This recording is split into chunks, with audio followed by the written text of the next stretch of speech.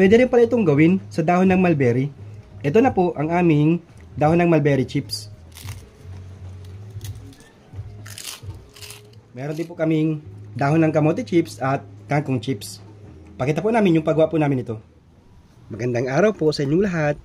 Nanguha po kami ulit ng dahon ng mulberry at susubukan po namin gumawa ng chips gawa sa dahon ng mulberry o yung sikat na kangkong chips. Gagawa po kami ng kaparehas doon kung pwede po ba talaga itong gawin. Talabos lang po yung mga kinuha namin dito para malambot pa at madaling lutuin.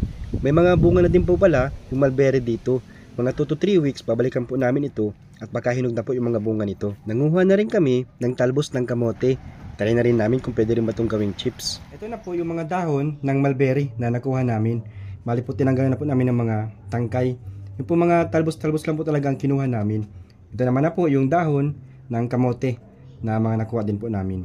And sasamahan po namin ng kangkong. Bali huhugasan ko lang po itong mabuti para malinisan po natin yung mga dahon. After ko po mahugasan, tutuyuin ko lang po ito. Tanggalin po natin yung mga excess ng tubig. Ganyan lang po. Para naman po sa breading, gagamit po tayo ng 1 cup po ng cornstarch,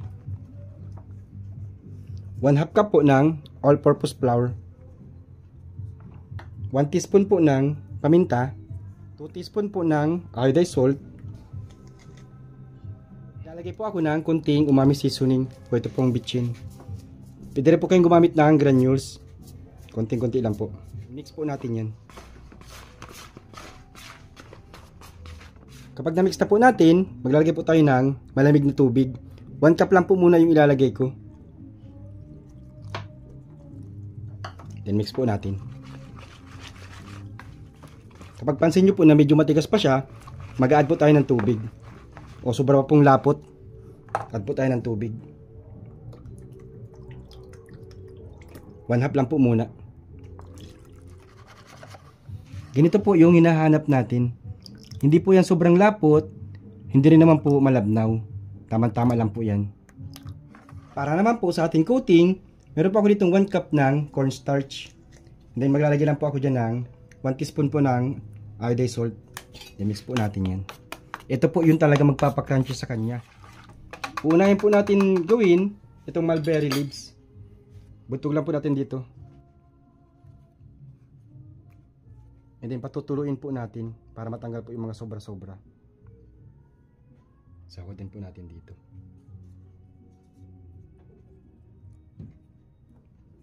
Ganon lang po. Pag napatiktikan na po natin, ilagay po natin dito sa cornstarch. Coat na po natin yan.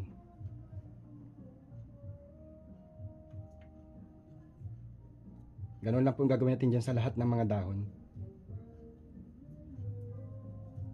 Nagpainit lang po ako ng mantika. Ready na po tayo para mag-prito nito.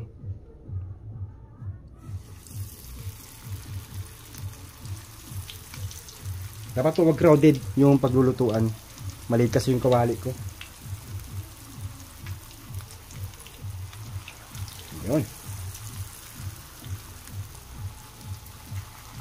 Yung po kagandahan pag sa cornstarch ang gamit, hindi po siya nagkukulay itim, hindi nangingitim, maputi pa rin po. Then maya-maya po babalik rin po natin yan. Pansin nyo naman po kapag yung hindi na siya tumitiklop. Ito na po oh. Matigas na po siya, hindi na tumitiklop, pwede na po yung baliktarin. Kapag wala na pong masyadong bubbles, luto na po yan. Ito na po oh. Diyan po natin yung excess na oil.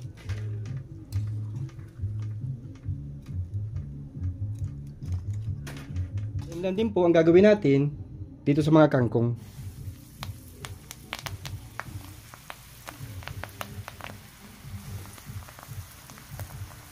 And then itong pinakahuli po, talbos ng kamote. Same din po ng process na pinagdaanan po nung kangkong at ng mulberry leaves. Ito na po yung naluto namin na dahon ng mulberry. Ito po yung dahon ng kamote. Ito naman po yung dahon ng kangkong. So, tikpan na po natin yan. Ito na po yung mga naluto namin na mga dahon. Ito po yung mulberry. kamote, at kangkong.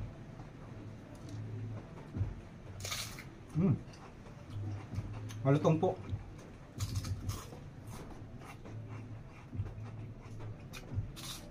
Unang try lang po namin ng paggawa nito. Ay maganda po yung kinalabasan.